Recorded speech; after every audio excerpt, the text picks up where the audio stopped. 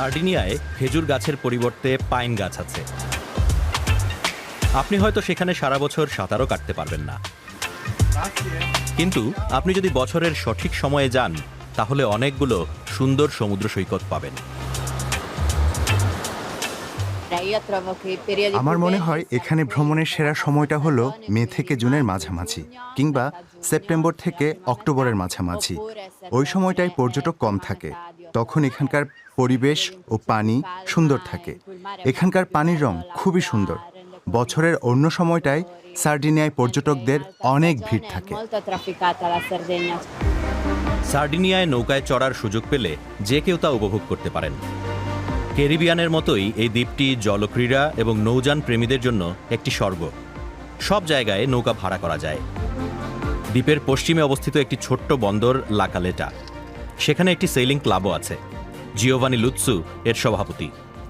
সার্ডিনিয়ায় প্রায় 2000 কিলোমিটার উপকূল রেখা আছে। লুৎসু বলেন, পালতোলা নৌকা করে 20 থেকে 25 দিনের এই পথ পাড়ি দেওয়া সম্ভব। পালতোলা নৌকা প্রেমীরা এটি পছন্দ করেন। মূল কারণ এখানে আবহাওয়া চমৎকার এবং সবসময় বাতাস বইতে থাকে। এ কারণেই এটি নাবিকদের জন্য স্বর্গরাজ্য। কিন্তু সার্ডিনিয়ায় উপকূল রেখার চেয়েও আরও বেশি কিছু আছে। ভূমধ্যসাগরের দ্বিতীয় বৃহত্তম এই দ্বীপের ভেতরের অংশটি পাহাড়ি। যদিও আপনি ক্যারিবিয়ানের মতো রেইন ফরেস্ট বা খেজুর গাছ পাবেন না, অনেক প্রাচীন সম্প্রদায় সেখানে তাদের চিহ্ন রেখে গেছে। নুরাগি নামের এই টাওয়ারগুলো সার্ডিনিয়ায় অনেক আছে। এগুলো প্রাগৈতিহাসিক যুগের।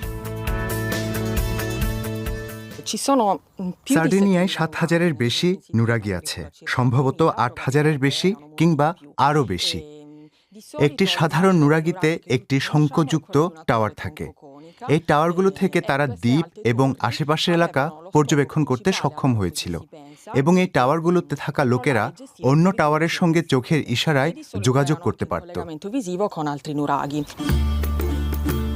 দ্বীপের উত্তর পশ্চিমে অবস্থিত লা প্রিজিওনা নামক নুরাগিটি খ্রিস্টপূর্ব 1400 থেকে 8ম শতাব্দীর মধ্যে দখল অবস্থায় ছিল। এই ভবনগুলো দ্বীপের প্রাচীন বসতি এবং ভূমধ্যসাগরে সার্ডিনিয়ার গুরুত্বপূর্ণ ভূমিকার সাক্ষ্য দেয়।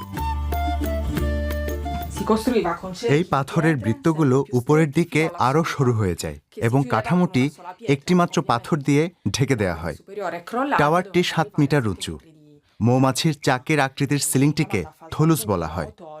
উপরের ক্যাপস্টোনটি আর ভার বহনকারী ভূমিকা পালন করে না। আবার উপকূলে ফেরা যাক। সার্ডিনিয়ার কি কি খাবারের স্বাদ নেওয়া যায়? ক্যারিবিয়ানের মতো আপনি অনেক সামুদ্রিক খাবার পাবেন, তবে অবশ্যই সার্ডিনিয়ান স্বাদের।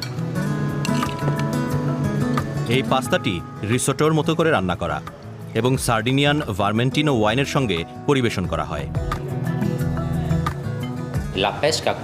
1920 ও 30-এর দশক থেকে এখানে মাছ পাওয়া যাচ্ছে। নাপোলি থেকে জেলেরা এখানে এসে ছোট ছোট গ্রামে বসতি স্থাপনের পর এটা শুরু হয়েছিল। তারা নাপোলি উপসাগর থেকে তাদের মাছ ধরার ঐতিহ্য এখানে নিয়ে এসেছিল। যদিও এখানকার সমুদ্র মাছে পরিপূর্ণ ছিল, জেলেরা আসার আগে খুব কমই কেউ এখানে মাছ ধরত। সার্ডিনিয়ানরা ঐতিহ্যগতভাবে রাখাল এবং কৃষক ছিল। আমাদের সিদ্ধান্ত, সমুদ্র এবং সৈকতের ক্ষেত্রে সার্ডিনিয়া এবং ক্যারিবিয়ানের মধ্যে সত্যিই অনেক মিল রয়েছে, কিন্তু ইতিহাস, ঐতিহ্য এবং রান্নার ক্ষেত্রে পার্থক্যগুলো বিশাল। তাই দুই জায়গাতেই ভ্রমণ করা উচিত।